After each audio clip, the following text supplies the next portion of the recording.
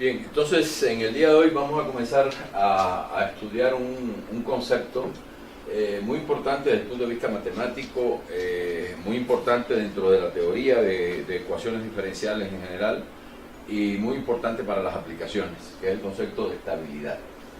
Entonces vamos a ver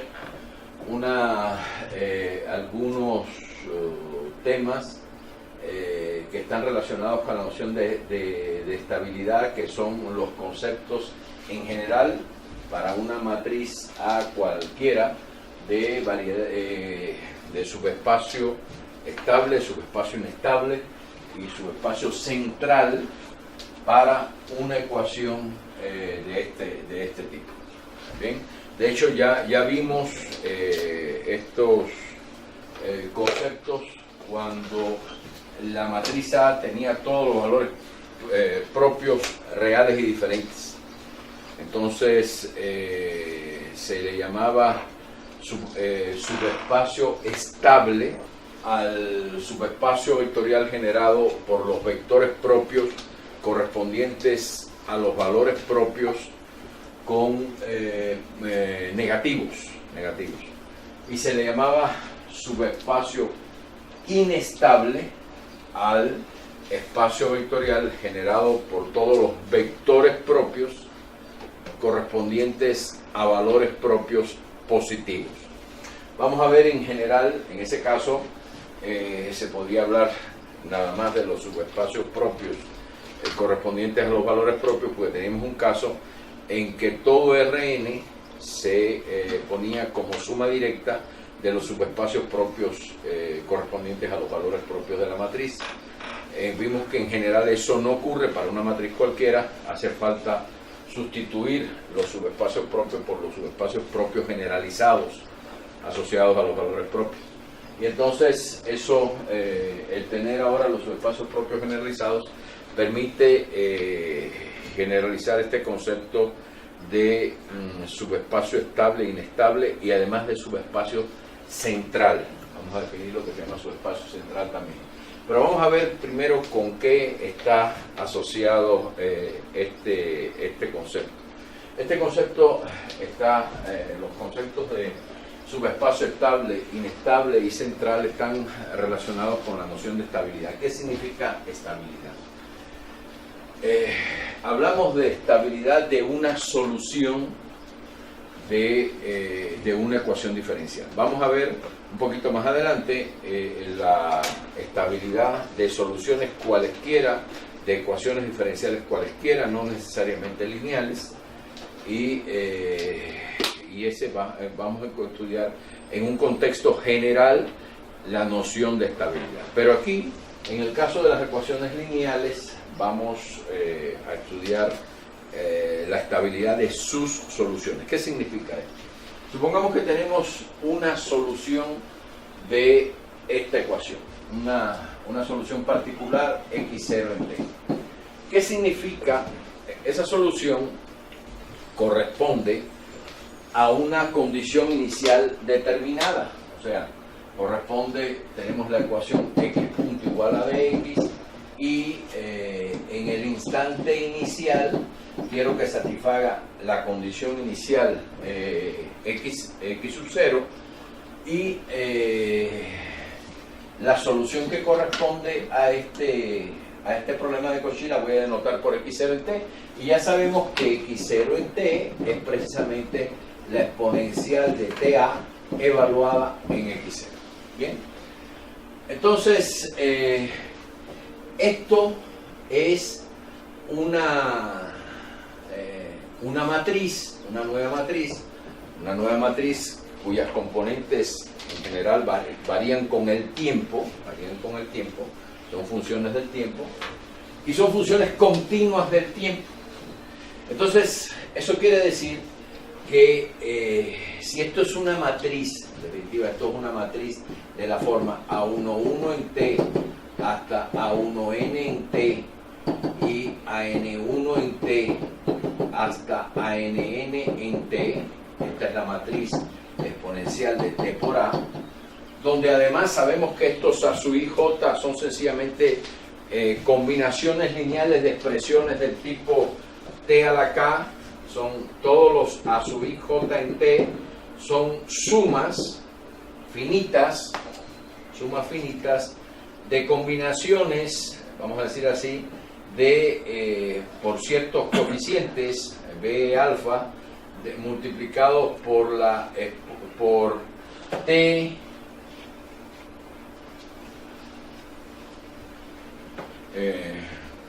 vamos a poner así B K, después le pongo otros índices que van a hacer falta, de T a la K por exponencial de A sub, vamos a ponerlo de esta forma, A sub K por T, por ya sea coseno de B sub K por T o seno de B sub K por T. Van a ser combinaciones de ese tipo, o sea, van a ser un tipo particular de funciones continuas muy simples. Bien, eso van a ser todos los coeficientes A sub y J. Esto es una conclusión que se desprende de la forma de Jordan de la matriz A y cómo a partir de la forma de Jordan de la matriz A se obtiene la exponencial de A por T.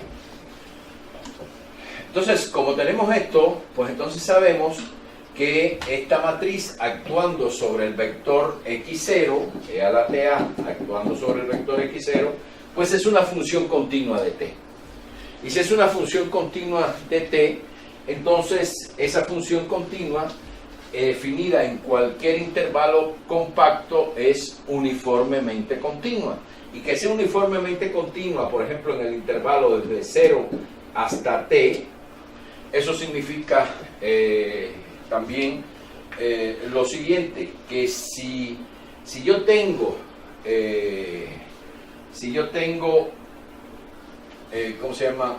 Esta función definida en x sub 0 y yo hago una pequeña variación del x sub 0, o sea, una pequeña variación de la condición inicial, entonces la nueva solución que obtengo, o sea, supongamos que yo resuelvo ahora, en lugar de tener este problema de Cauchy, yo resuelvo el problema de Cauchy, x punto igual a x con x en 0 igual a x sub 1. Voy a tener entonces ahora una nueva solución x1 en t que va a ser también e a la ta evaluado en x sub 1. Bien, entonces de aquí ¿qué se deduce? Se deduce que la solución va a ser va a tener la misma forma, lo único que estoy evaluando en otra condición inicial, y esto lo que me va a decir ¿qué cosa es?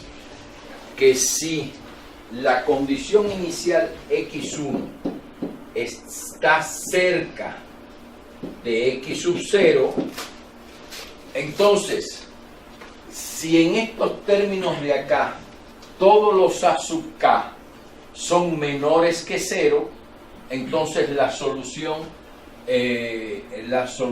se va a quedar cerca, la solución que corresponde a x0 se va a quedar cerca de la solución que corresponde a x1. Eso es precisamente estabilidad. Estabilidad es que ya nosotros sabemos que hay un concepto que ya lo estudiamos en general, no solo para sistemas lineales, sino para sistemas cualesquiera, que es la dependencia continua de la solución con respecto a las condiciones iniciales. Este resultado que le digo con respecto a la continuidad de los coeficientes de la matriz exponencial de TA, lo que nos dice es que en cualquier intervalo 0t, si la condición inicial x0 está cerca de la condición inicial x1, entonces esta solución va a estar cerca de esta solución en todo el intervalo 0t. Para cualquier t fijo que uno proponga, o sea, para cualquier valor de t fijo, la solución siempre se va a mantener cercana a la solución que corresponde a x0, a la condición inicial de x0, si yo varío un tantito la condición inicial. Eso gráficamente significa lo siguiente. Significa que si yo tengo, por ejemplo, si la solución x0 en t es esta, La condición inicial es este valor x sub 0, que es el valor de la solución en el punto 0. Es x0 en t. Y yo varío un poco x0 en t, tomo un valor x1, entonces voy a tener una solución pues que está cercana a esta. Cercana sin tocarla. Si tengo esta es x0 en t, entonces voy a tener una solución que está cercana a ella en todo el intervalo 0t. ¿Bien? En todo el intervalo 0t. Lo que puede ocurrir es que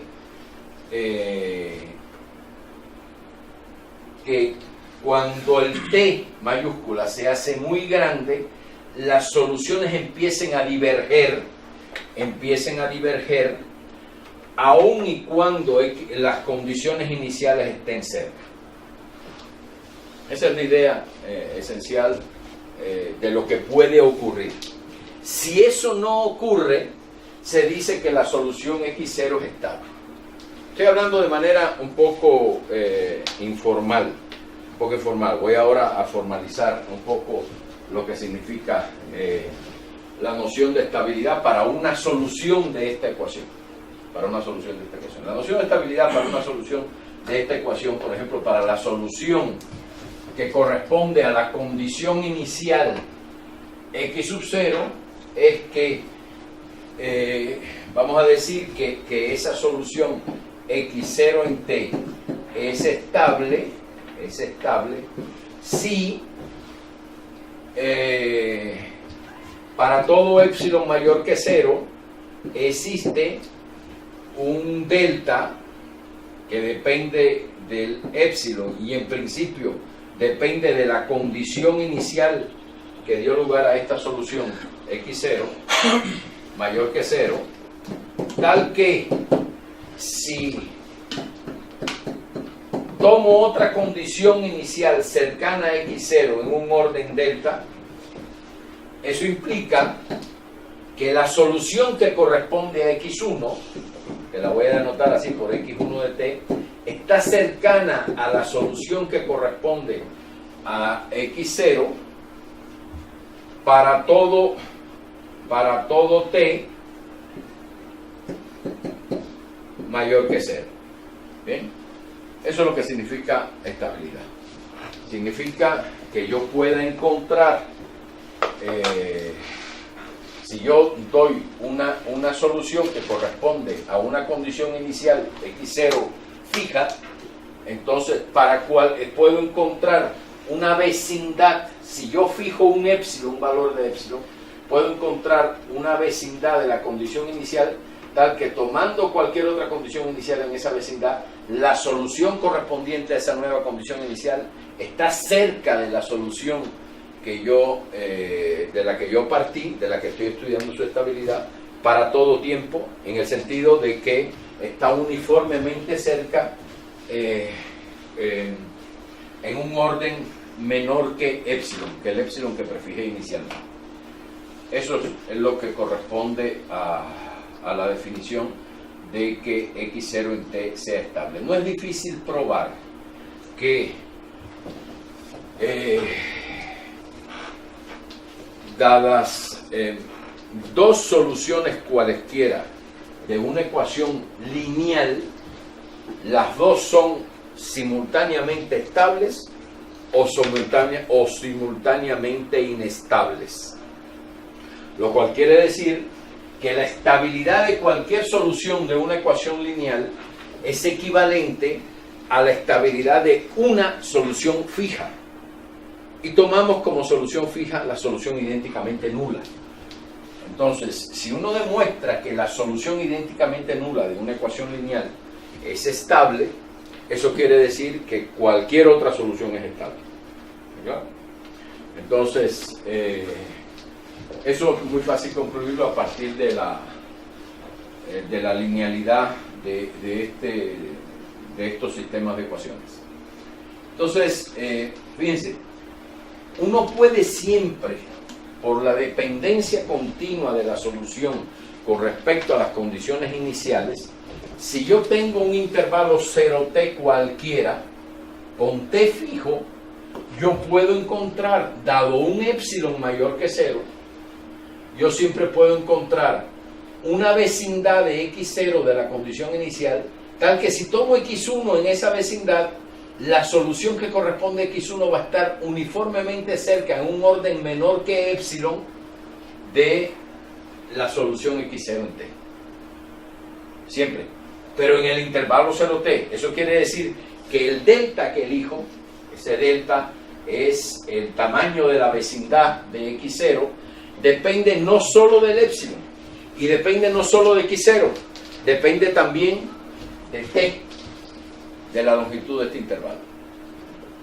Estabilidad es un poco más que eso. Estabilidad lo que me dice es que, dado una solución x0 en t que corresponde a una condición inicial x sub 0, y sin tomar un intervalo fijo 0t, sino en todo el intervalo de 0 a infinito, entonces puedo encontrar, dado épsilon, puedo encontrar una vecindad de x0 de radio delta, donde ese delta depende de x0 y depende de épsilon nada más, tal que si x1 está en esa vecindad, la solución que corresponde a ese x1 va a estar cerca de la solución que corresponde a x0 para todo t.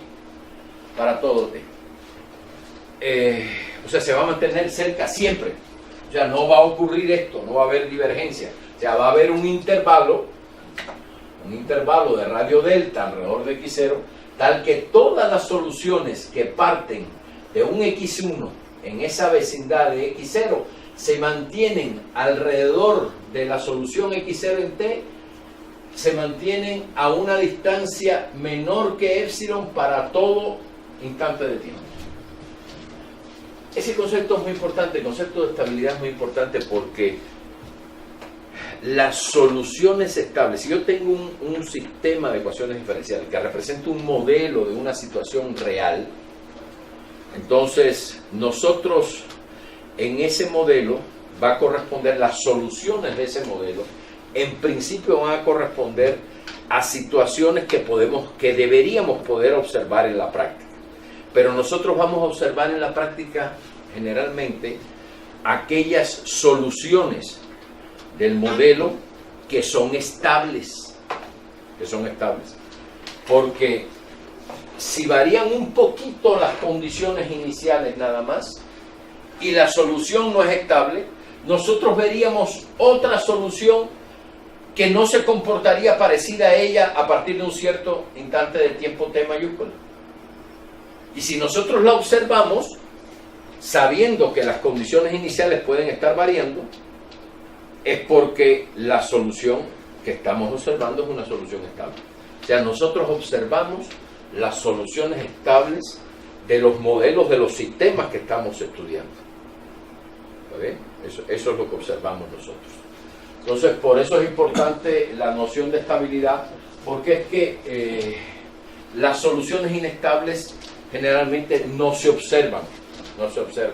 Si yo quiero observar una solución inestable, tengo que estabilizar el sistema. Y ya eso es otro problema adicional, porque tengo que influir desde el exterior sobre el sistema para que cierta solución, que no la puedo observar en condiciones naturales, porque en condiciones naturales hay perturbaciones, y esas perturbaciones, si la solución no es estable, me van a sacar la solución de su comportamiento. Voy a ver un comportamiento diferente. Pues para ver el comportamiento de esa solución, yo tengo que influir sobre el sistema para poder estabilizar esa solución. ¿Bien? Entonces,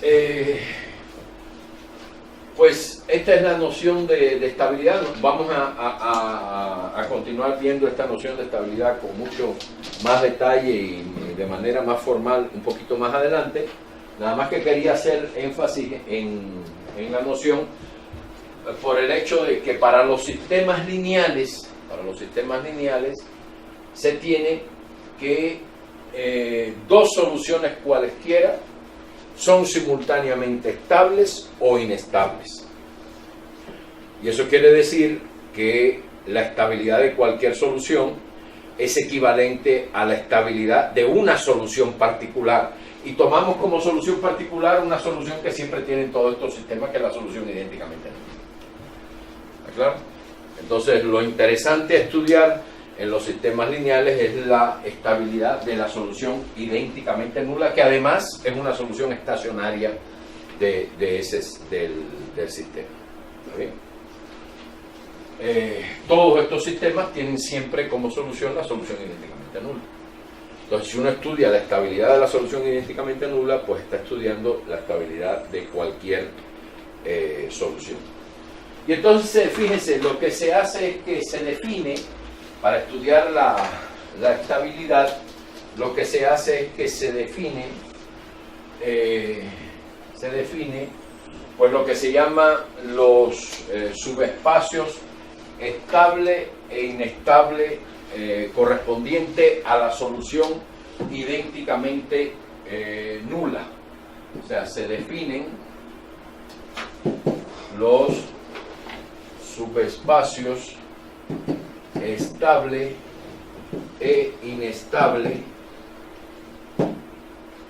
y también vamos a introducir en este caso el subespacio central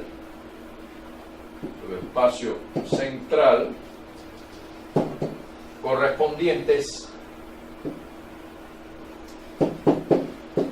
a la solución idénticamente nula.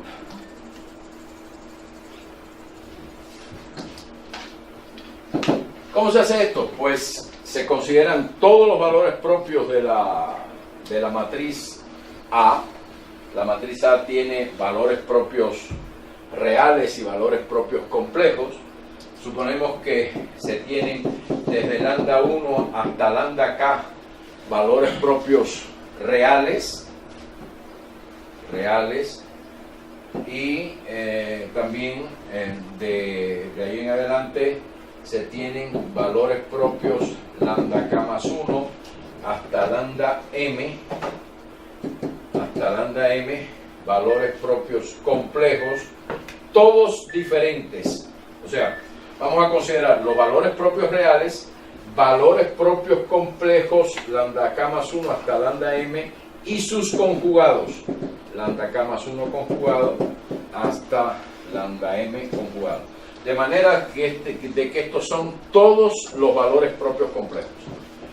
Estos valores propios pueden ser de multiplicidad 1 o de multiplicidad mayor que 1. Los valores propios complejos también pueden ser de multiplicidad 1 o mayor que 1. Si un valor propio complejo tiene una cierta multiplicidad, el complejo conjugado tiene la misma multiplicidad. Y a cada uno de estos valores propios le asociamos los subespacios propios generalizados. O sea, a los lambda i con i entre 1 y k le asociamos a todos en general, vamos a decir así, a los lambda i con i entre 1 y m le asociamos sus subespacios generalizados, vamos a llamarle así, L sub lambda i de A, ¿bien?, que es el subespacio formado por todos los vectores propios generalizados.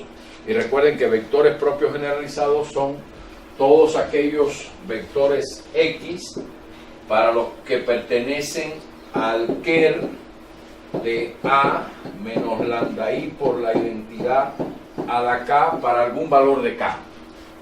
¿Bien? No solo para k igual a 1. Para k igual a 1 es el subespacio propio. Los subespacios propios generalizados son todos los X que pertenecen al ker de A menos lambda i por la identidad a la k para algún valor de k. ¿Bien? Entonces, ese va a ser los subespacios propios. Y entonces tomamos para cada i, para cada valor de i, le corresponden, aquí en el libro no están suponiendo valores propios diferentes, sino están suponiendo que los valores propios se repiten tantas veces como su orden, como su multiplicidad. Yo los estoy considerando diferentes porque cada uno de estos valores propios le corresponde un subespacio propio L lambda I que tiene una cierta dimensión.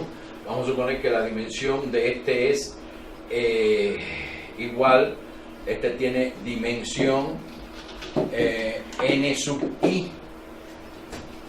Entonces lo que tenemos es que la suma desde igual 1 hasta acá, si yo sumo las dimensiones de los subespacios propios correspondientes primero a los valores propios reales, o sea, la suma de estos n sub i, y sumo el duplo de las dimensiones de estos subespacios propios. Bien, voy a considerar bueno,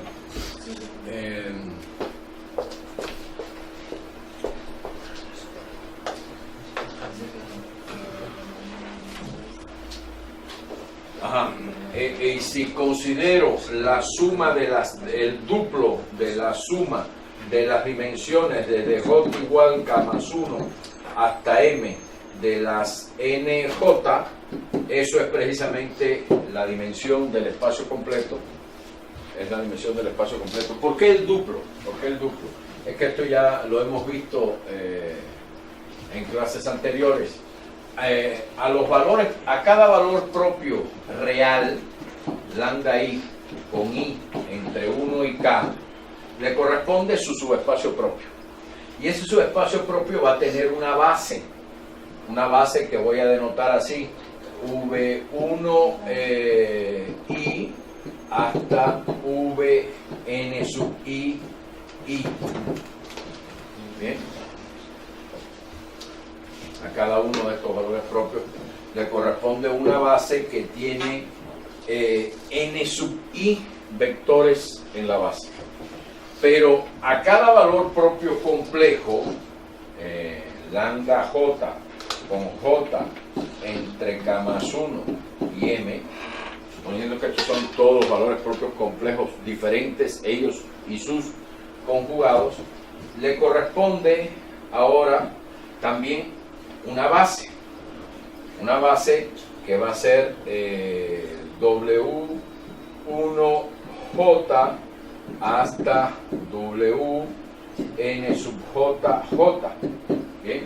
Una base que tiene dimensión nj, pero dimensión nj compleja, en el sentido de que cualquiera de estos vectores w, k, j tiene la forma u, k, j más i por v, k, j. Y por lo tanto, si estoy buscando una base de Rn, pues tengo que considerar la parte real y la parte imaginaria de estos vectores.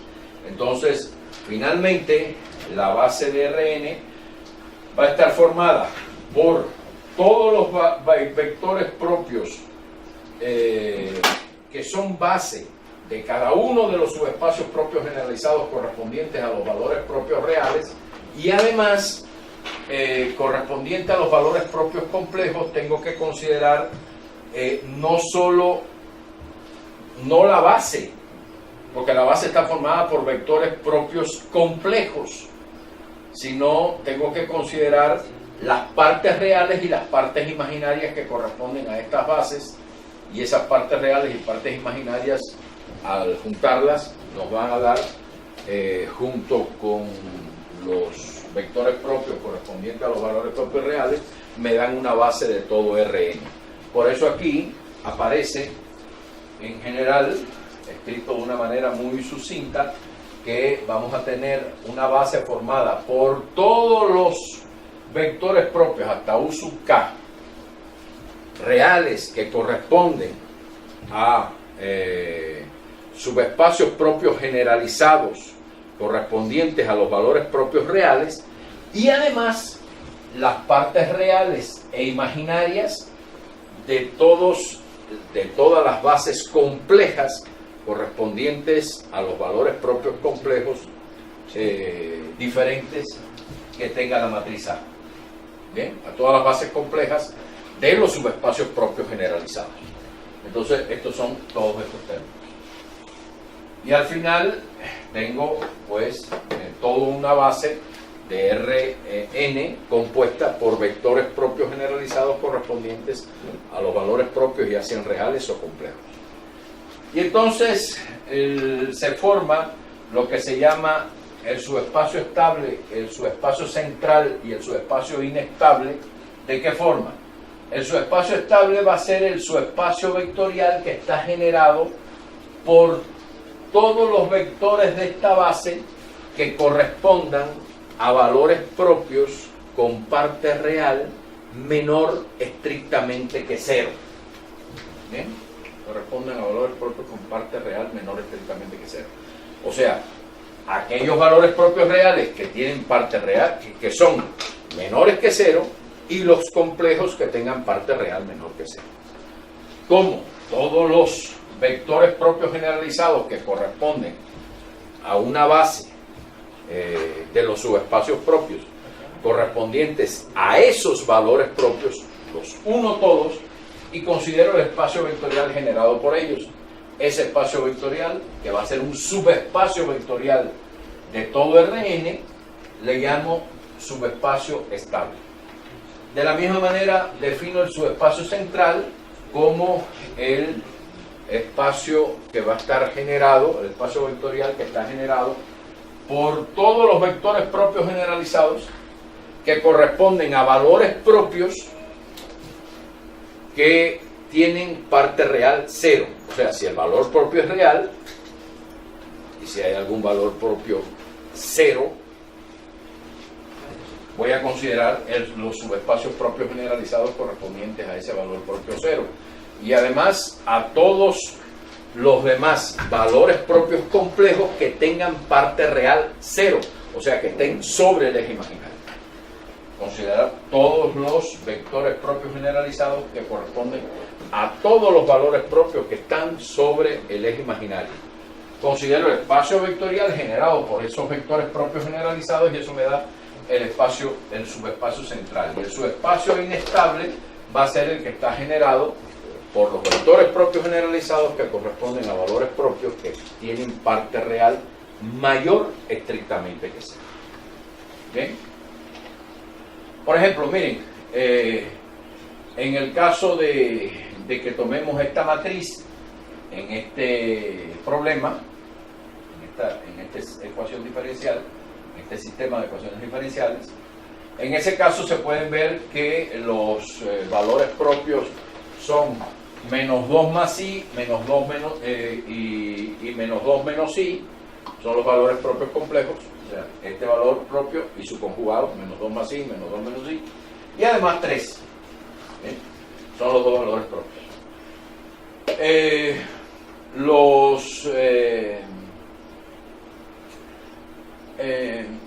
Vectores propios, el vector propio complejo que corresponde a este valor propio complejo es este que aparece aquí. Bien, entonces por lo tanto el 1 va a ser este vector, el V1 va a ser este vector y el U2, que es el vector propio que corresponde al valor propio real, es este que aparece aquí. Ellos tres forman una base de R3. Ellos tres forman una base de R3. Pero vamos a ver quién sería el subespacio propio, el subespacio estable, el subespacio inestable o el subespacio central. En este caso no hay subespacio central porque no hay ningún valor propio que tenga parte real 0, o sea que esté sobre el eje imaginario. Nada más que puede haber subespacio estable o inestable. El subespacio estable es el que está formado por por una base de vectores propios radicales que correspondan, el inestable, que correspondan a valores propios con parte real mayor que 0. El único valor propio con parte real mayor que 0 es 3. Entonces, el subespacio inestable está generado por este vector nada más. O sea, el subespacio inestable es el eje Z.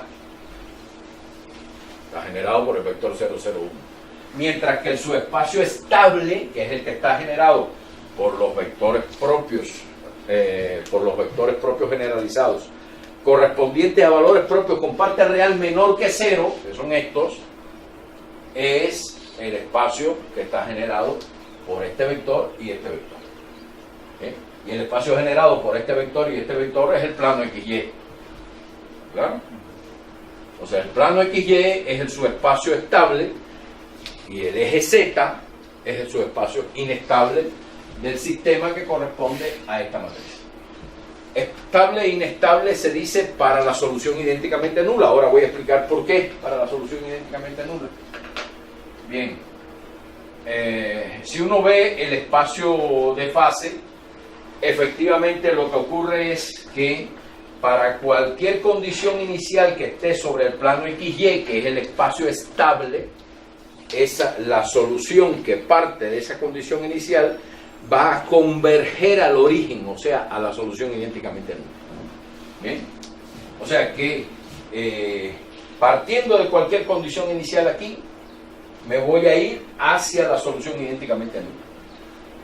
Ahora, si parto de una condición inicial que está sobre el eje Z, lo que voy a hacer es que la solución correspondiente se va a alejar de la solución idénticamente nula. ¿Sí? Este es un caso donde la solución idénticamente nula no es estable, porque fíjense, si fuera estable, partiendo de cualquier condición inicial cercana al origen, tendría que tener que la solución que parte de esa condición inicial cercana al origen tenía que tender hacia el origen. Pero si parto de una condición cercana al origen sobre el eje Z, lo que voy a hacer es alejarme del origen. Por lo tanto, la solución idénticamente nula no es estable, pero sí hay un subespacio estable, que es el plano XY, que si parto de una condición inicial ahí, sí me acerco al origen. Y hay un subespacio inestable, donde lo que ocurre es lo contrario, que me alejo del origen.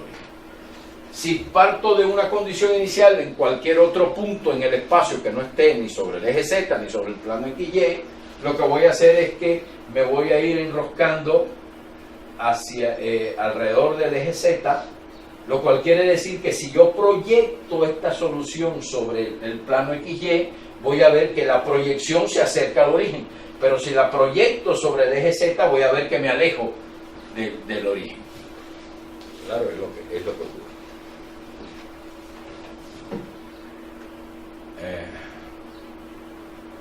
En este otro ejemplo, fíjense que aquí lo que se tiene son, en este caso, se ve que un valor propio es el que tiene parte real 0 y parte imaginaria 1, o sea, un valor propio es 0 más 1 por i, o sea, i, y también el valor propio conjugado menos i.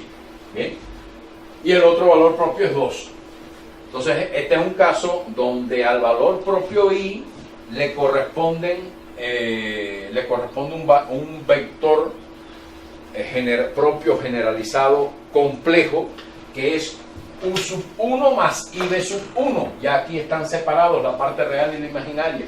Entonces tengo la parte real, la parte imaginaria, que corresponden al valor propio lambda 1 igual a i, y al valor propio 2 le corresponde el vector propio 0, 0, 1. ¿Bien? Entonces este es un caso donde el espacio generado por este vector y este vector, que es el plano XY, es la variedad central, es el subespacio central, porque ese subespacio está generado por vectores propios generalizados que corresponden a un valor propio que tiene parte real 0. Tiene parte real 0. ¿Bien? Y el otro corresponde a un valor propio que tiene parte real mayor que 0, y por lo tanto es el espacio generado por el 001, que es el eje Z, va a ser la variedad o el subespacio inestable. ¿Bien?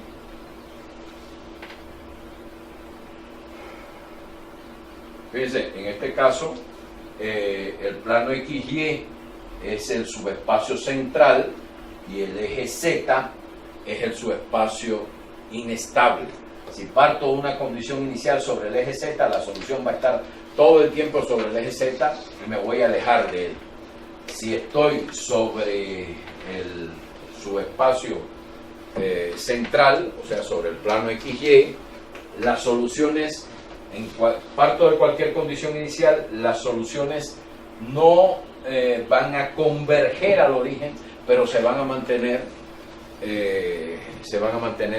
cerca del origen si la condición inicial está cercana al origen. O sea, van a estar dando vueltas alrededor del origen. En este caso, estas curvas son círculos. Bien. Aquí tenemos un caso de un ejemplo singular. Este caso corresponde al sistema x1 punto igual a 0, x2 punto igual a x1, donde se puede ver, si uno resuelve ese sistema, se puede ver muy fácilmente que las soluciones son x1 en t igual a una constante y x2 en t igual a c1 por t más c2. O sea que las soluciones son todas de la forma, si c1 es 0, tiene soluciones constantes y tiene una cantidad infinita de soluciones constantes que son de la forma 0, c2, que corresponden, cada uno de los puntos del eje imaginario es una solución, o sea, tiene un conjunto de soluciones estacionarias que ocupa cada punto del eje Z, del eje Y, perdón, en este caso, es una solución estacionaria, y el resto de las soluciones corresponden a estas rectas, que son las que corresponden a C1 distinto de 0. Porque si C1 es distinto de 0, C1 está fijo, entonces quiere decir que está sobre esta recta, pero además como la componente x2 es C1t más C2, pues la solución abarca toda la recta. Entonces las soluciones, todas las soluciones se dibujan de esta forma, son o rectas perpendiculares al eje x1, excepto el eje x2, que cada punto del eje x2 es una solución. Bien.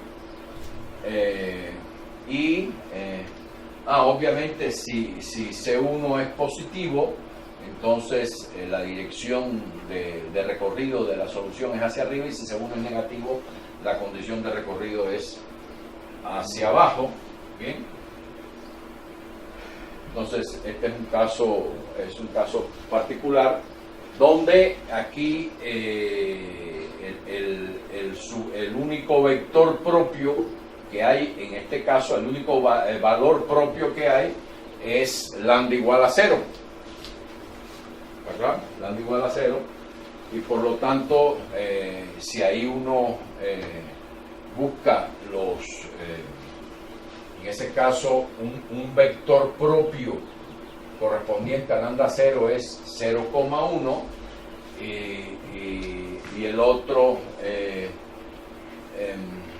uno es un vector propio, y U2 igual a 1,0 es un vector propio generalizado correspondiente a lambda igual a 0. Entre ellos dos forman una base de R2, y todo R2 en este caso, o sea, todo el espacio donde está definida la ecuación diferencial, en este caso es el subespacio central. Este es un caso degenerado, donde todo el subespacio, no hay subespacio estable ni subespacio inestable, todo el espacio es el subespacio central. Bien. Entonces, aquí hay una serie de cosas que ya hemos visto, solamente voy a dar una definición que vamos a utilizar posteriormente de lo que se llama un sistema hiperbólico o un flujo hiperbólico. Un flujo hiperbólico es el flujo que está asociado a una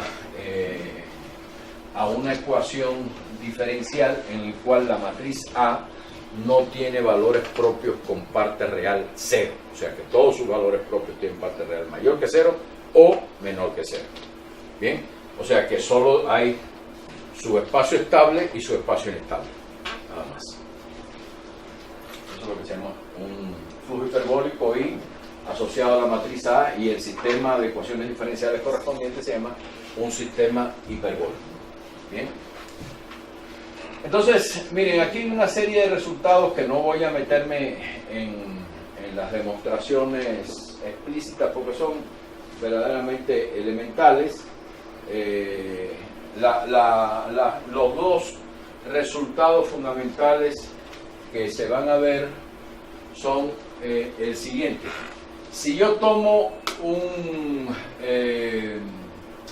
una matriz A y a esa matriz A le hago corresponder todos sus valores propios diferentes, recuerden que pueden ser un número finito de valores propios reales y otro número de valores propios complejos y sus conjugados. Bien. De manera de que todos ellos son diferentes entre sí y son los únicos valores propios que tiene la matriz A. Entonces cada uno de ellos tiene una cierta multiplicidad, que es la dimensión que va a ser la dimensión del subespacio de vectores propios generalizados asociados a cada uno de estos valores propios. Entonces, lo primero que se demuestra es lo siguiente. Si yo tomo uno cualquiera de estos valores propios, de esos valores propios, y tomo el subespacio propio el subespacio propio generalizado correspondiente.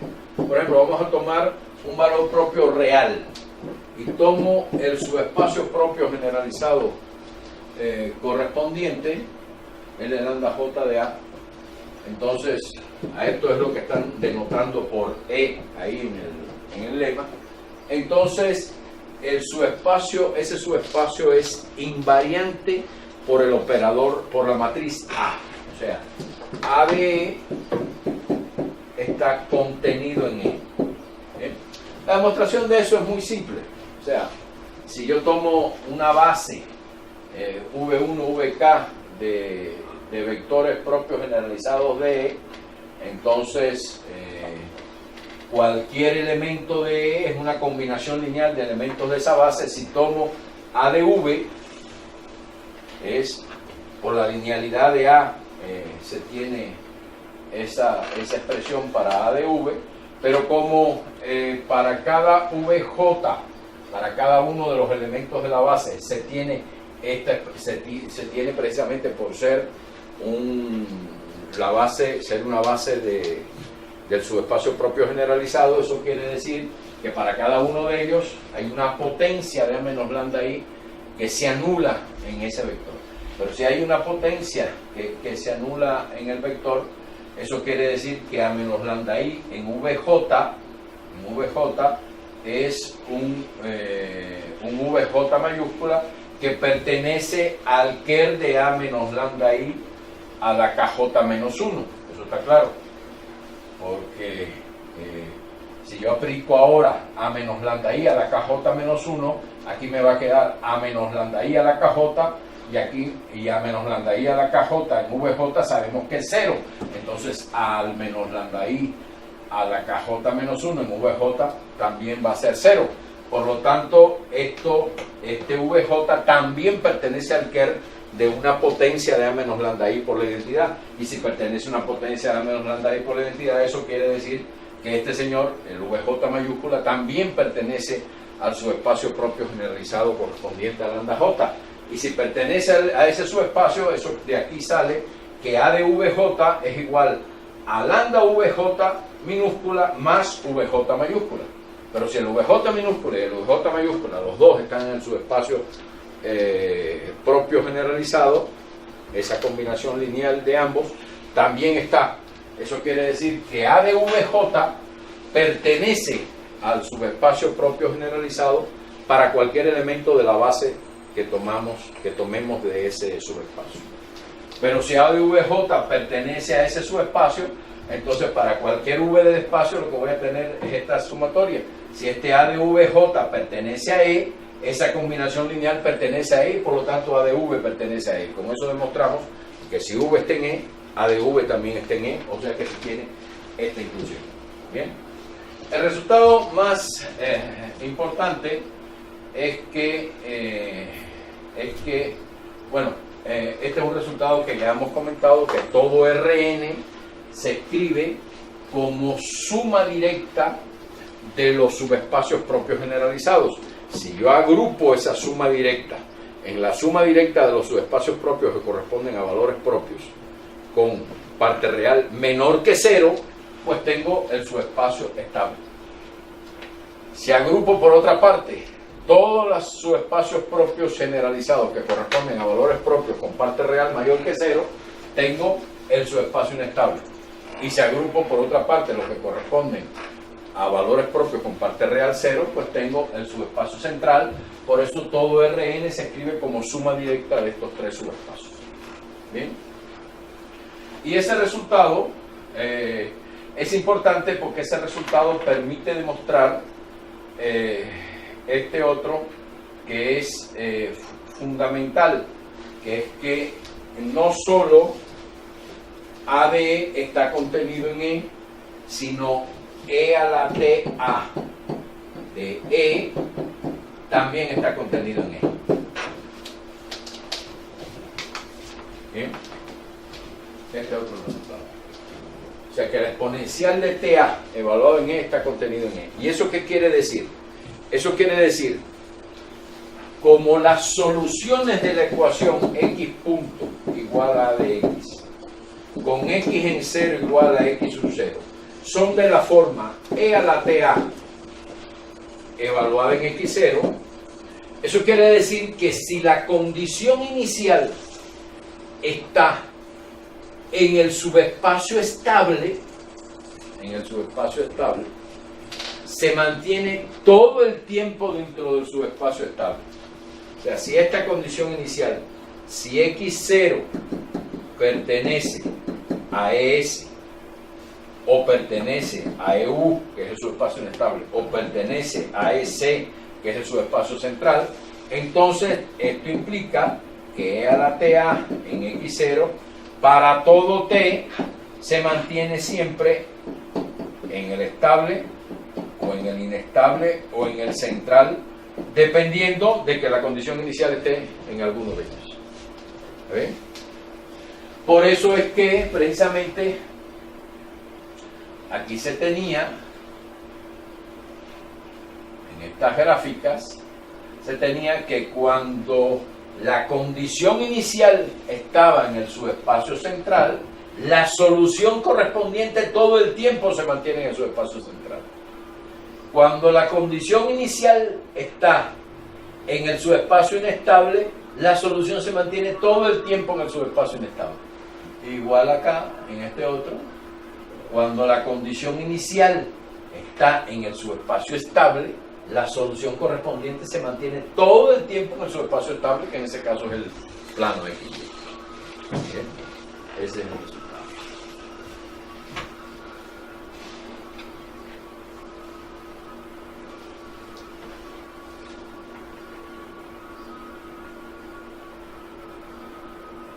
Bien, y esto nos sirve para generalizar unas definiciones que dimos también cuando consideramos matrices con todos los valores propios reales y distintos, que es el concepto de sumidero y fuente.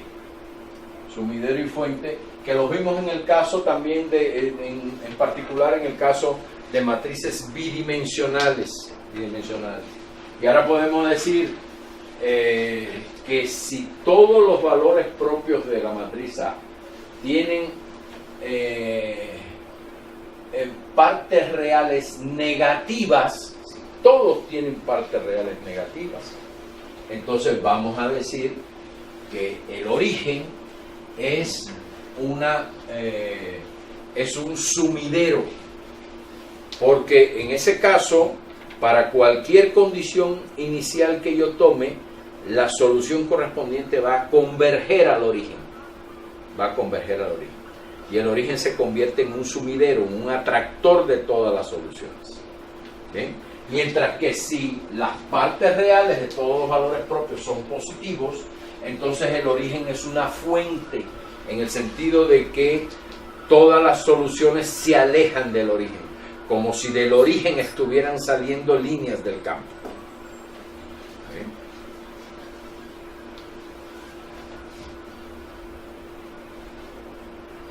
Fíjense, si consideramos el sistema con esta matriz A, en este caso quiere decir que un valor propio es menos 2 más I, el otro es menos 2 menos I, su conjugado, y hay un valor propio real que es menos 3. Como los tres valores propios que hay, que son menos 2 más I, menos 2 menos I y menos 3, tienen todos parte real negativa, entonces quiere decir que en este caso todas las curvas solución van a converger al origen, o sea, el origen es un sumidero. ¿Bien? El origen es un sumidero. En este caso se puede ver que todas las curvas solución son de esta forma. Todas las curvas solución son de esa forma. Entonces, como el origen es un sumidero, quiere decir que, y como en este caso no hay valores propios ni con parte real positiva ni con parte real cero, eso quiere decir que el subespacio generado por los vectores propios generalizados correspondientes a todos los valores propios son todo Rn, o sea, todo Rn es el subespacio estable. En este caso todo R3 es el subespacio estable. ¿Bien? Y partiendo de cualquier punto del subespacio estable, obviamente la curva solución se va a mantener siempre en R3, o sea, siempre se mantiene dentro del subespacio estable, y la curva solución va a ir hacia el origen. Siempre, de cualquier punto se va a ir al origen. De cualquier punto se va al origen. Si estoy sobre el eje de las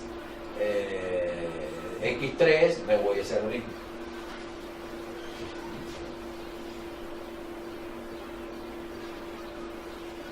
Entonces, aquí hay otras, un poco, algunas precisiones de lo que ocurre. Estos son dos resultados fundamentales. Aquí, en este caso, les recuerdo que E representa el subespacio propio correspondiente a un subespacio propio generalizado correspondiente a un valor propio cualquiera. Para cualquier subespacio propio tengo un valor propio lambda y tengo el subespacio propio generalizado correspondiente a ese lambda, que es lo que estoy denotando por E. Se cumplen estas dos cosas. Obviamente, si estas cosas se cumplen y si el subespacio estable es precisamente la suma directa de todos los L lambda J de A con parte real de lambda J menor que 0, si para cada uno de estos se mantiene invariante, esto se llama que se mantiene invariante, o sea que es un subespacio invariante del operador A. Es un subespacio invariante del operador A, pues si para cada uno de ellos es invariante, para la suma directa también es invariante. O sea que esto se cumple para todo el subespacio estable, pero también se cumple para todo el subespacio inestable. O sea, porque el subespacio inestable es también la suma directa de todos los N lambda J de A con parte real de lambda J mayor que 0. Para cada uno de estos se cumple esta desigualdad. Entonces se cumple para toda la suma directa por linealidad del operador. Por lo tanto, de estas cosas concluimos, que es lo que acabamos de ver ahora, que A del subespacio estable está contenido en el subespacio estable. O sea que si parto de cualquier punto del subespacio estable, A evaluado en ese punto siempre está en el subespacio estable. Y lo mismo para el inestable. Y lo mismo para el central. Y esto que se tiene para la matriz A se tiene también para exponencial de TA. Exponencial de TA, evaluado en cualquier punto del subespacio estable, está contenido siempre en el subespacio estable. Esto es para todo T. E a la TA, contenido en EU, en el subespacio inestable. O sea, evaluado en el subespacio inestable, está siempre contenido en el subespacio inestable para todo T. Y lo mismo para el subespacio central. Estos son 6 relaciones importantes que se deducen de esta relación principal que se cumple para cada uno de los subespacios propios generalizados. ¿Okay? Y ahora se tiene este teorema. Este teorema se demuestra en base al teorema y corolario que se obtuvo en el por aquí lo dice en la sección 1.8. La sección 1.8 fue la sección donde estudiamos la forma de Jordan. De la forma de Jordan se dedujo una forma de calcular la exponencial de t por a, y de esa forma de calcular la exponencial de t por a se vio que la exponencial de t por a, repito porque esto ya lo dije hace un rato, es una matriz con coeficientes dependientes de t, bien, a sub n1 hasta a sub n en t, donde cada uno de los a sub i j en t son sumas de ciertos b sub k, ¿cómo llamarlo así?, por t a la k, por exponencial de a sub k por t, por seno de b sub kt o coseno de bkt, donde ak más i por b sub k son, estos lambda k, son valores propios de a. Los a y j en t son sumas finitas de cosas de este tipo. ¿Está bien? Bien, lo que se puede ver es que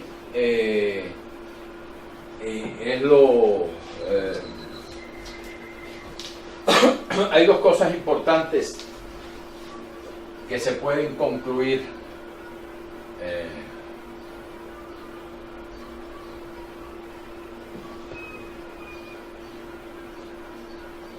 dos cosas importantes que se pueden concluir de todo esto.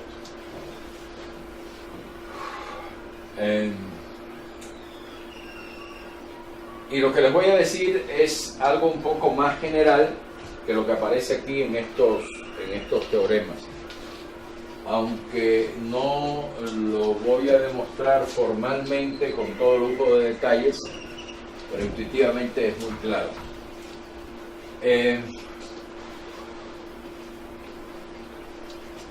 Si yo tomo una condición, si yo considero la ecuación x cumple igual a x con condición inicial x0 igual a x sub 0, como yo sé que puedo formar una base de Rn, fíjense, como Rn es la suma directa en todos los valores propios lambda k de los g de lambda k de a, todos los lambda k distintos, ya sean reales o complejos. Reales o complejos. Como se tiene este resultado, que Rn es la suma directa de todos los subespacios propios generalizados, siempre correspondiente a los valores propios diferentes de la matriz A, entonces uno puede descomponer x0, expresar x0 en función de una base de vectores propios generalizados. O sea, esto va a ser suma de c sub k por v sub k, donde los v sub k son una base de Rn formada por vectores propios generalizados. Lo interesante es que en estas expresiones los coeficientes b sub k, los coeficientes b sub k de estos desarrollos van a depender, los coeficientes b sub k de estos desarrollos, no los coeficientes b sub k, cuando yo aplico e a la ta,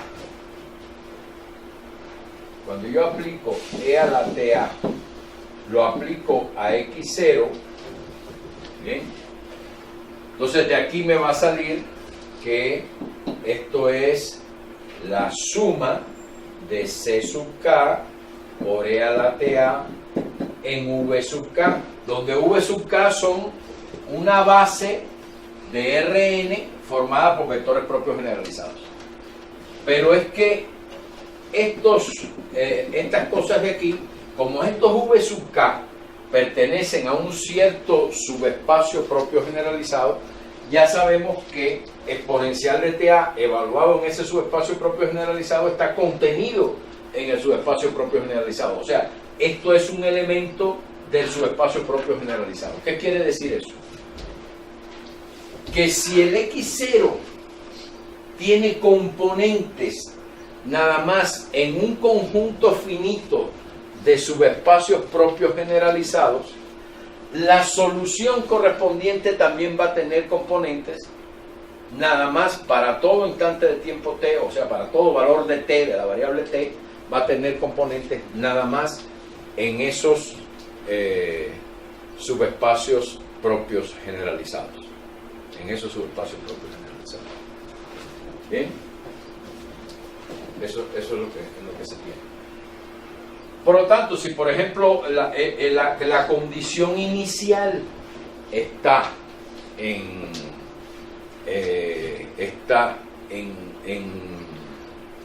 un subespacio generado por subespacios propios generalizados que corresponden a valores propios con parte real menor que 0, pues entonces la solución va a estar todo el tiempo en el subespacio que corresponde a el subespacio propio generalizado que corresponde a valores propios con parte real menor que 0, y por lo tanto en la expresión de la solución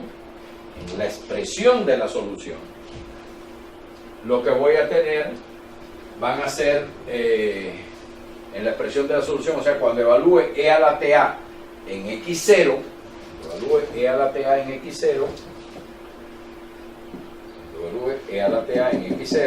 lo único que voy a tener van a ser términos que corresponden a los valores propios con parte real menor que 0. O sea, voy a tener términos nada más de este tipo: t a la k por exponencial de a la k por t con seno de bk por t o coseno de bk por t, pero con a sub k negativo, porque la condición inicial está en ese subespacio propio generalizado. ¿Claro?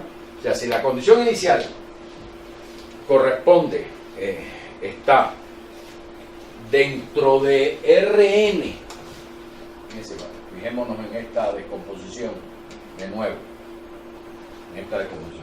si la condición inicial está en este subespacio, la solución va a estar todo el tiempo en ese subespacio, y eso quiere decir que la solución va a tener en su desarrollo nada más que términos de este tipo, donde el a sub k va a ser menor que 0. ¿Está bien?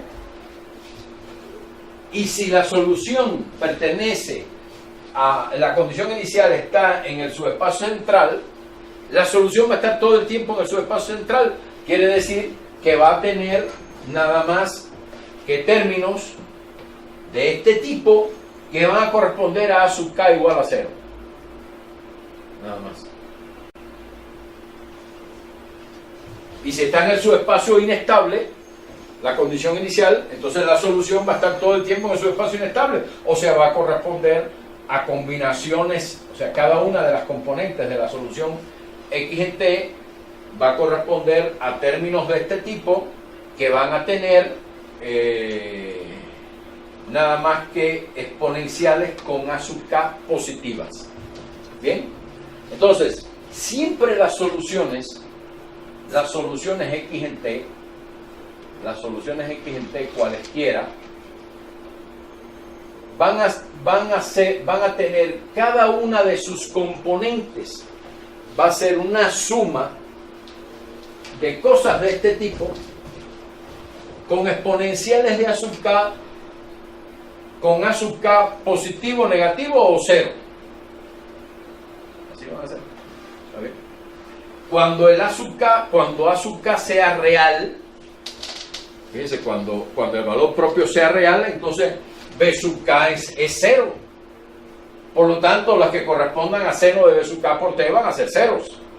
Y las que correspondan a coseno de B sub k por t van a ser 1.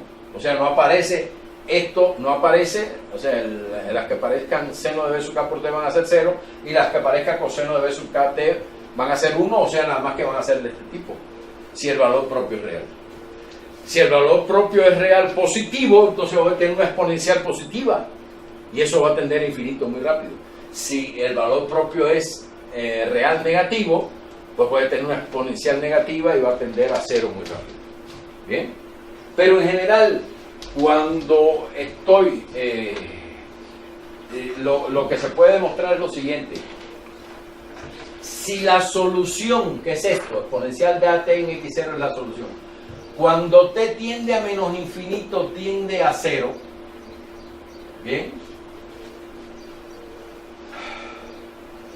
si la solución cuando t tiende a menos infinito tiende a 0,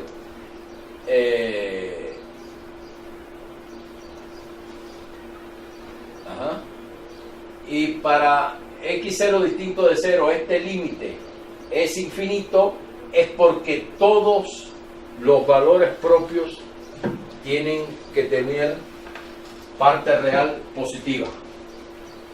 ¿Está claro? O sea, si la solución tiende a infinito, a menos infinito, perdón, tiende a 0 cuando t tiende a menos infinito, eso quiere decir que en todos estos términos tienen que haber exponenciales con parte real positiva, para que cuando yo evalúe en t igual a menos infinito, en t negativo, y haga t, o sea, cuando haga t tender a menos infinito, todas estas exponenciales tiendan a 0, y por lo tanto todos los términos tiendan a 0. Si hubiera una sola componente que tuviera A sub k negativo, cuando yo hago t tender a menos infinito, si A sub k es negativo, la exponencial esa tendería a más infinito y no se podría tender el resultado de que la exponencial de AT en X0 converja a 0 cuando t tiende a menos infinito. ¿Está claro? Por eso les estoy diciendo intuitivamente la demostración, no me voy a meter en el detalle formal. Por eso es que si se tiene esto, es porque todos los valores propios tienen que tener parte real positiva. Igual, si se tuviera que este límite, si lo que se tuviera es al revés, que cuando t tiende a más infinito, esto tiende a 0, y cuando t tiende a menos infinito, esto tiende a infinito, es porque todos los valores propios tendrían que tener parte real menor que 0, estrictamente. ¿Verdad? No podría haber ni tan siquiera valores propios con parte real igual a 0, porque si hubiera valores propios con parte real igual a 0, habría términos de la forma t a la k por seno de bkt o por coseno de bkt, y en ese caso esto tendería a infinito a cuenta del término t a la k, ¿verdad?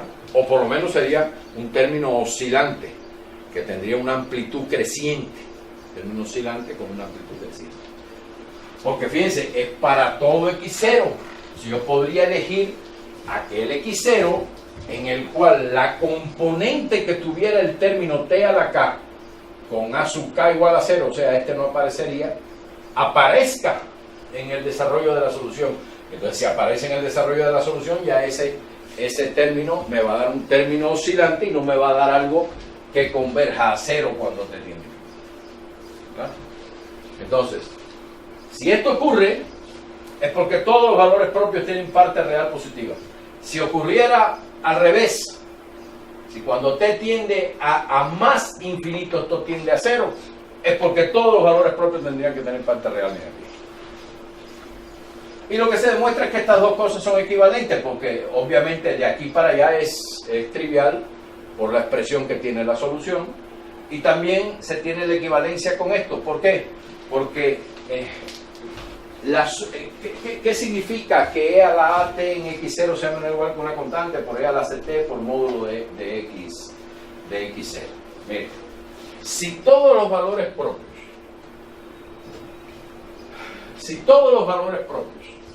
tienen parte real positiva, todos los valores propios tienen parte real positiva, o sea, todos los valores propios, quiere decir, todos los valores propios están a la derecha del eje imaginario.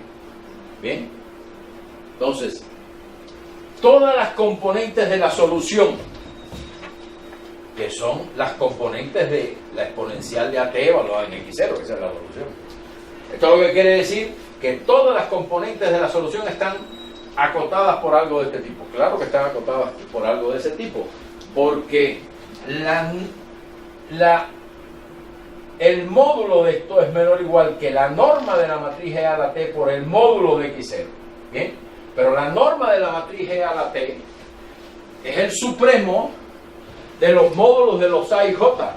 Pero todos los A y J son de esta forma. Si todos A a la K en T, si todos los A a la K son positivos, quiere decir que todos estos términos se pueden mayorar. ¿Por qué? Por un todos los E a la K en T multiplicados por T a la K, todos estos, y multiplicados por seno y coseno, pero multiplicados, el seno y el coseno son menores o iguales que 1, entonces nada más que tengo que estimar estos términos, y estos términos son menores o iguales, como todos los E a la K son estrictamente positivos, hay un mayor de ellos, hay uno de ellos que tiene la mayor parte real. Si yo tomo cualquier C estrictamente mayor que esa parte real, esto va a ser menor o igual que E a la C por T. Y así van a ser todos los términos de esta sumatoria, de la sumatoria que corresponde a los A y J. Entonces, el M sale precisamente de estimar, de obtener un máximo para todos estos coeficientes B sub K.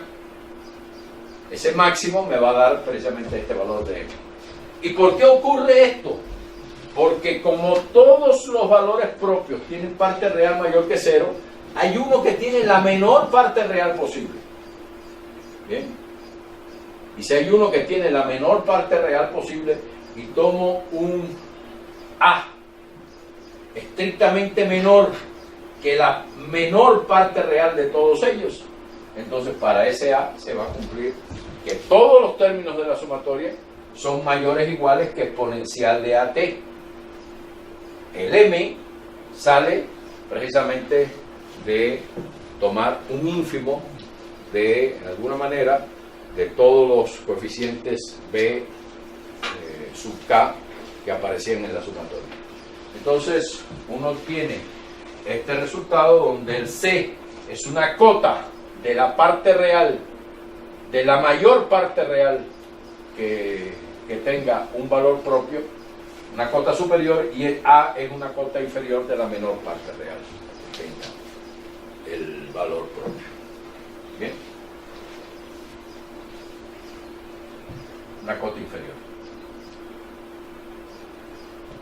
Entonces, se tienen esos resultados y, bueno, de ahí sale como conclusión, obviamente, que si el X0 está en la condición inicial, está en el subespacio estable, obviamente esto se mantiene todo el tiempo en el subespacio estable y el límite, y este límite tiene que ser 0, porque cada uno de las partes reales son menores que 0, entonces las exponenciales A sub K por T tienden a 0 cuando T tiene 1. Y las exponenciales A sub K por T tienden más rápido a 0 que T a la K. Que T a la K tiene 1. Bien, entonces, fíjense, este tema para las ecuaciones lineales es importante, el tema de estabilidad, pero vamos a ver verdaderamente la importancia de todo esto en cuando veamos las ecuaciones no lineales, ¿bien? Donde en el caso de las ecuaciones no lineales se va a definir lo que se llama ya no el subespacio estable, sino la variedad estable, la variedad inestable y la variedad central. Y hay un teorema muy importante, hay dos teoremas muy importantes en ese caso, uno que es el teorema Harman-Grobman y otro el teorema de la variedad central, que van a ser teoremas fundamentales de la teoría de ecuaciones no lineales para el análisis de la estabilidad de los estados de equilibrio de los sistemas no lineales. ¿Bien? Entonces, por último, quería hablarles un poquito de esto de los sistemas lineales no homogéneos. Esto ya lo hemos visto en general, solamente que allí hablábamos, cuando hablamos de esto, hablamos de matrices fundamentales, que son las matrices que cumplen que phi' es igual a phi en t, o sea, las matrices que satisfacen la ecuación diferencial matricial, y que con cualquier matriz fundamental se puede expresar la solución del problema con condiciones iniciales x0, se puede expresar de esta forma, como phi en t por phi a la menos 1 en 0, así, y aquí donde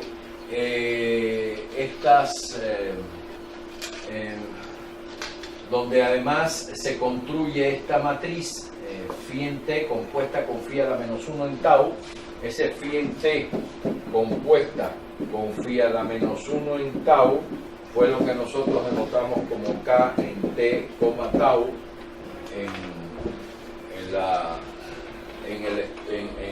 cuando lo vimos inicialmente para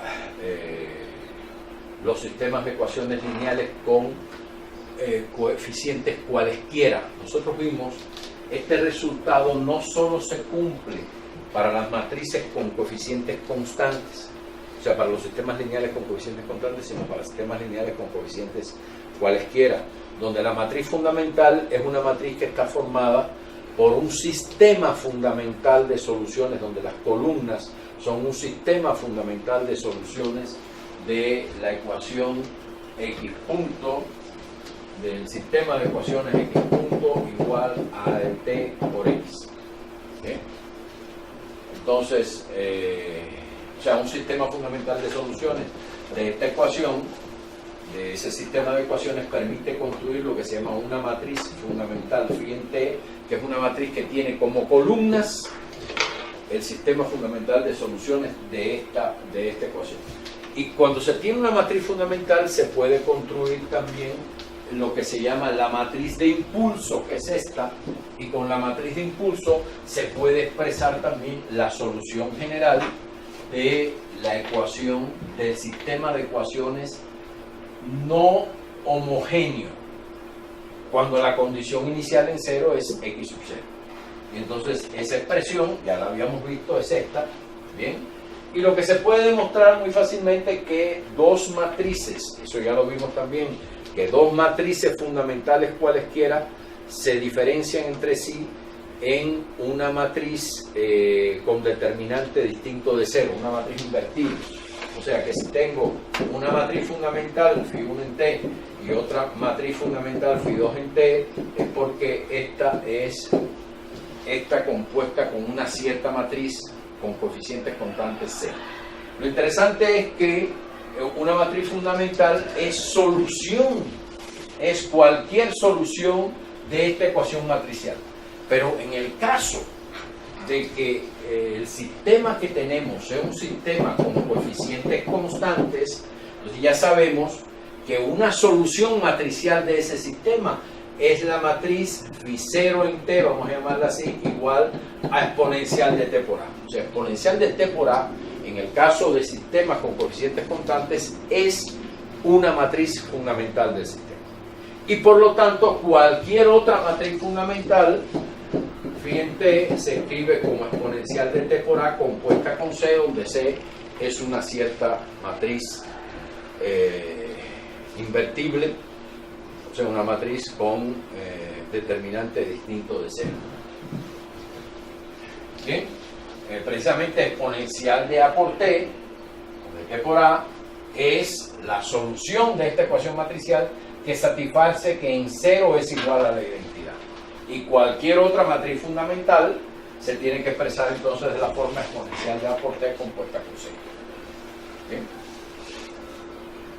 Y entonces se tiene este teorema en general, donde en el caso particular en que tomemos como matriz fundamental la matriz exponencial de T por A, fíjense cómo se escribiría eso. Se escribiría como que la solución de la ecuación no homogénea con condición inicial x sub 0 se escribe como exponencial de T por A compuesta con la inversa de la exponencial de T por A evaluada en T igual a 0.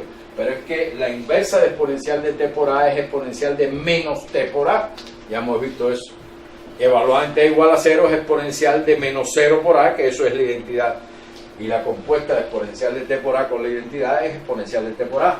Entonces nos quedaría exponencial de T por A evaluada en x0 más la integral de 0 a T de exponencial de T por A por la inversa de la exponencial de tau por A, que es exponencial de menos tau por A, y la exponencial de T por A compuesta con la exponencial de menos tau por A, como A conmuta con sí mismo, es la exponencial de T menos tau por A, evaluado en la parte no homogénea de la ecuación, que es menos tau de tau. Entonces tendríamos esta expresión en términos de la exponencial de T por A, que es la expresión general de la solución de un sistema no homogéneo con condición inicial x0 y parte derecha b en t,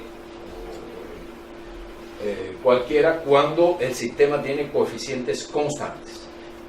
¿Ven? Eso es lo que se tiene.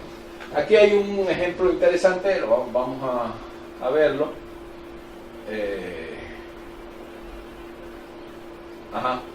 Bueno, se tiene esta ecuación. Si uno mete la exponencial de A por T aquí, le quedaría exponencial de A por T menos tau, que fue la forma en que lo escribí. Vamos, para terminar, a ver la solución de este problema, que es el oscilador armónico forzado, que se llama. ¿Ven? Este es el oscilador armónico. O sea, no hay fricción, no hay un término de derivadas de primer orden. Entonces x segunda más x igual a f en t. Este es el forzamiento del oscilador. Para resolverlo utilizando estos métodos tenemos que reducir esa ecuación de segundo orden a un sistema de ecuaciones de primer orden. Para eso hacemos el cambio, por ejemplo, x1 punto. O sea, el x1 para nosotros va a ser la x, precisamente. El x1 es x. Entonces, ponemos x1 punto igual a menos x2 y x2 punto igual a x1 más f en t. Fíjense que si aquí yo aplico, ¿cómo se llama? Aplico la derivada de nuevo acá en x2, no, perdón, si aquí yo aplico la derivada en x1, me va a quedar x1 doble punto, o sea, segunda derivada de x1, me quedaría menos primera derivada de x2, pero menos primera derivada de x2 sería ¿qué cosa? Sería menos primera derivada de x2, sería menos x1 menos f en t. ¿Está bien? Menos derivada de x2 me quedaría menos x1 menos f en t. O sea, a ver. Fíjense, si yo hago x1 punto igual a menos x2 y x2 punto igual a x1 más f en t. ¿Okay? Vamos a ver cómo de este sistema de ecuaciones se obtiene la ecuación de segundo orden de arriba. Si yo resolviera este sistema y obtuviera x1 y x2 con una condición inicial dada, entonces derivo aquí de nuevo con respecto a x1, me quedaría x1 doble punto igual a menos x2 punto. Sí, pero es que x2 punto es igual a x1 más f en t, entonces esto quedaría menos x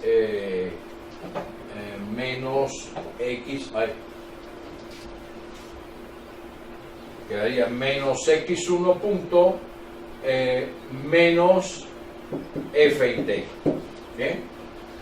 Y de aquí, pasando el x1 para allá, me quedaría x1 doble punto menos más x1 igual a menos f en t, de donde podemos notar que hay un error aquí en el libro, porque el sistema debió haber sido x1 punto igual a menos x2 y x2 punto igual a x1 menos f en t, para que cuando aplicara me quedara esto.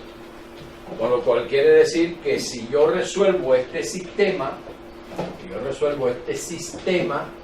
entonces el x1 va a ser la solución del sistema de arriba. El x va a ser precisamente x1. Pero aquí tiene que ser con menos f. ¿Está claro? Entonces, si lo llevamos a la forma matricial, entonces el sistema se escribe de la forma, si uno escribe ahora el vector x igual a x1, x2, entonces va a ser x punto igual a por x, vamos a llamarle y para no entrar que no se confundan con el vector x original. Si le llamo y a esto, entonces y punto va a ser igual a por y más b en t, donde el a es igual a 0 menos 1, 1, 0, sale de aquí, 0 por x1, menos 1 por x2, 1 por x1, 0 por x2, 1 por x1, 0 por x2, evaluado en y, más 20, donde el 20 es obviamente 0, menos f en t. 0, menos f en t. ¿Bien? En este caso, fíjense lo que tengo aquí es una matriz de la forma AA menos BB, que corresponde a un valor propio imaginario I y menos I. Tiene dos valores propios, I y menos I. Entonces, quiere decir que el exponencial de AT se pone como exponencial de AT, pero A es 0, entonces el exponencial de 0 por T es 1, por la matriz coseno de 1T, menos seno de 1T, seno de 1T, coseno de 1T, es esta matriz que es una matriz de rotación. Bien, el exponencial de menos AT va a ser lo mismo, cambiando T por menos T, nada más, y se tiene esto que aparece acá.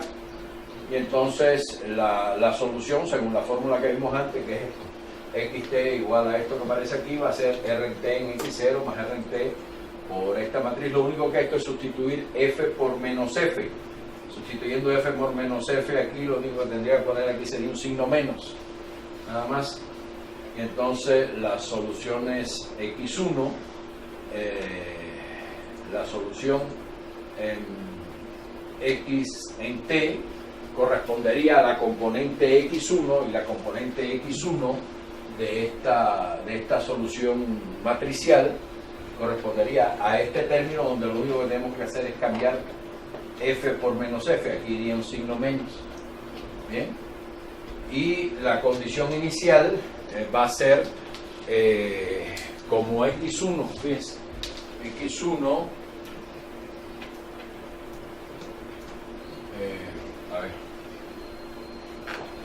la condición inicial para la ecuación x segunda más x igual a f en t es x en 0 igual a x sub 0 y x punto en 0 igual a x punto sub 0. Bien, esa es la condición inicial. Entonces eso quiere decir que la condición inicial para el sistema x1, x2, ¿cuál va a ser? Para el sistema x1, x2 va a ser precisamente x sub 0, el x0 y el x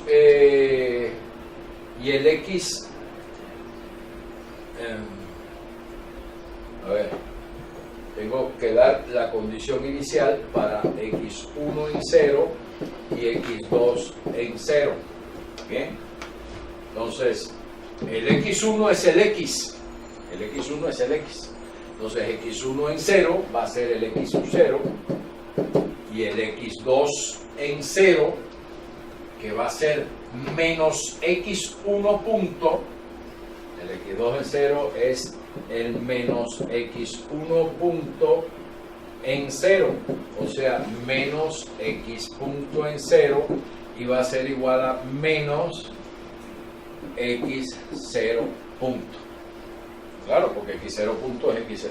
O sea, este es otro error que hay ahí, en lugar de... A lo mejor sí lo consideraron, está considerado dentro de este signo, pero habría que checar. O sea, el caso es que la condición inicial, así como está puesto el sistema, no es x1 en 0, x2 en 0 igual a x0, x0 punto,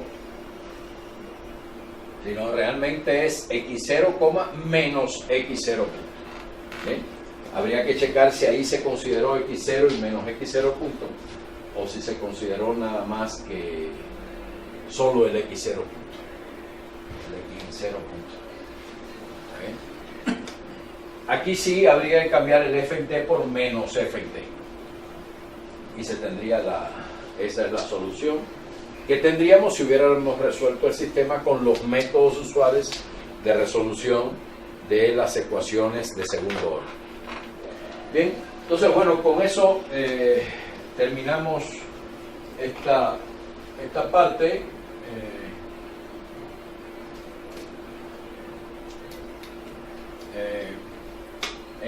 Vamos a comenzar ahora ya, a partir de la siguiente clase, con los sistemas no lineales, y con el estudio vamos a definir estabilidad de soluciones para sistemas no lineales, y en particular vamos a estudiar la estabilidad de las soluciones estacionarias de los sistemas no lineales autónomos, y a través de un concepto que se llama linearización del sistema alrededor de la solución estacionaria.